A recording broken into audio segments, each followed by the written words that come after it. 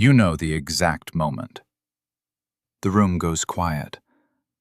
They're sitting right there, but you feel completely alone. Something broke earlier today. Maybe it was a sharp word. Maybe it was a cold stare. Now the silence stretches, thick, heavy, unspoken. Why does it always fall on me? Do they even care how I hurt?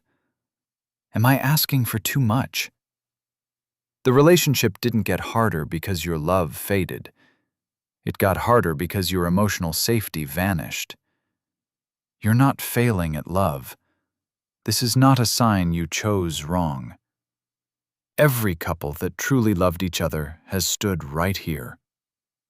By the end of this video, you'll know the exact emotional shift that makes an avoidant partner voluntarily open up, take real responsibility, and actually mean it. Let's get into it. Most couples believe an apology requires a firm boundary. They think a direct confrontation will finally break through their defenses.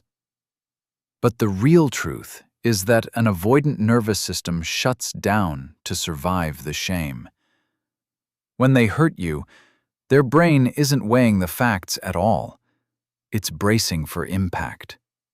The walls go up before your words even land. What looks like indifference is actually overwhelm. Your partner's nervous system reads your tone before their mind can catch up. When safety leaves the room, the connection goes underground. Trying harder without shifting your tone pushes a withdrawn partner further away. This isn't about changing your standards. It's about understanding how two scared humans actually bond. And here's what changes everything. You don't need to force them to speak. You just need to make it safe enough for them to listen. 1. Stop chasing the sorry.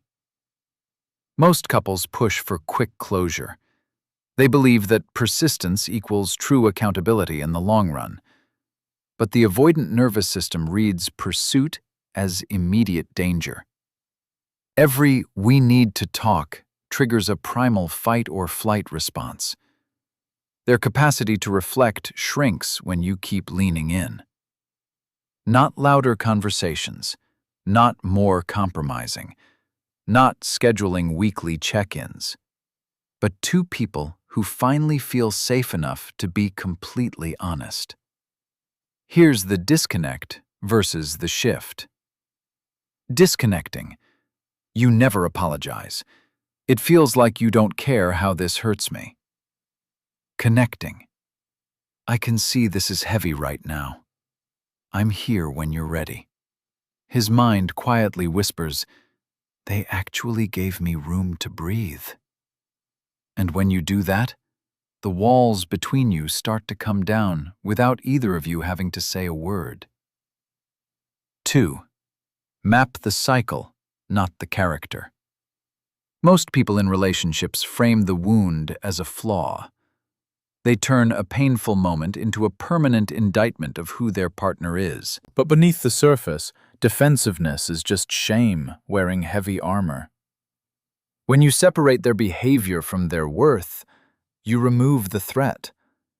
You strip the armor away, gently, not by attacking the person, not by listing past failures, not by keeping score, but by naming the cycles that keep trapping both of you.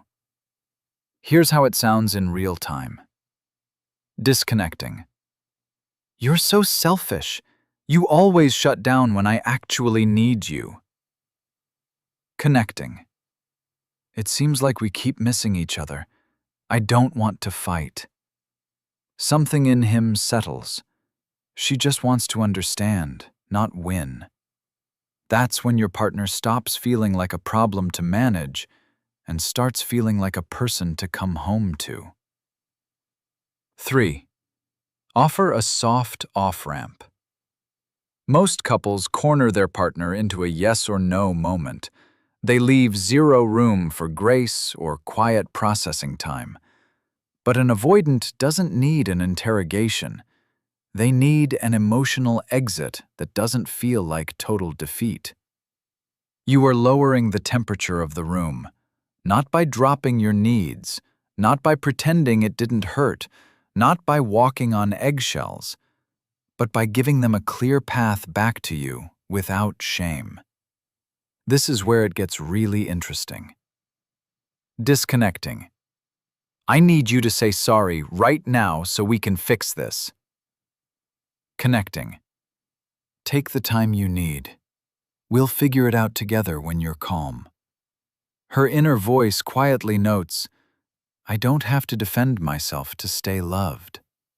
That's the shift that turns a relationship that feels like a negotiation into one that feels like a refuge.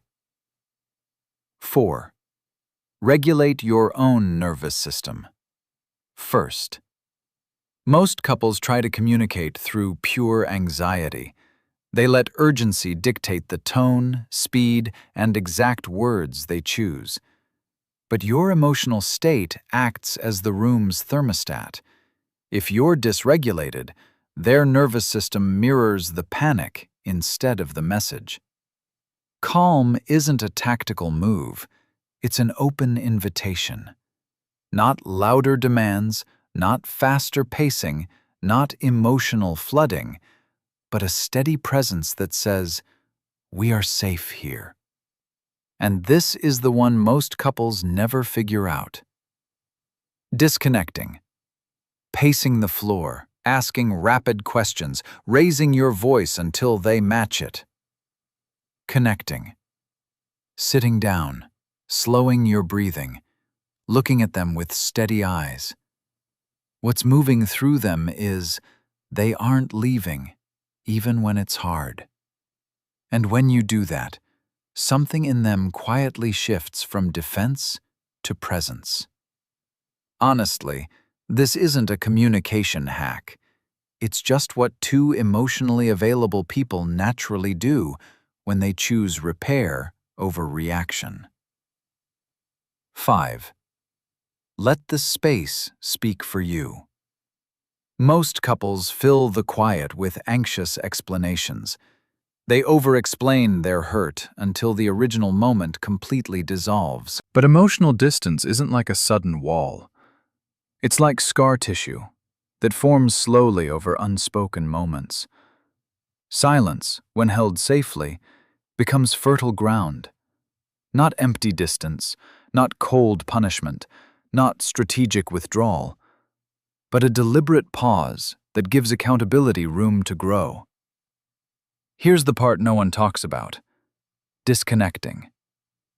Texting 3 long paragraphs, calling twice, begging for a quick fix. Connecting. Putting the phone down, returning to your center, trusting the process. His thoughts finally shift. I feel safe enough to own my part. That's when the apology arrives, not because you demanded it, but because they finally feel safe enough to actually mean it. This isn't a checklist for quick fixes. It's an invitation to show up differently as a partner every single day. When you internalize this, you stop reacting and start responding. Your partner will feel the difference before you even speak. These aren't tips for a better relationship. They're the beginning of becoming the kind of partner you always wanted. Real intimacy doesn't start when you find the right person. It starts when you decide to become the safe place. If this shifted how you see your relationship, hit subscribe and come back for more honest conversations about love. You're not alone in this. I'll see you in the next one.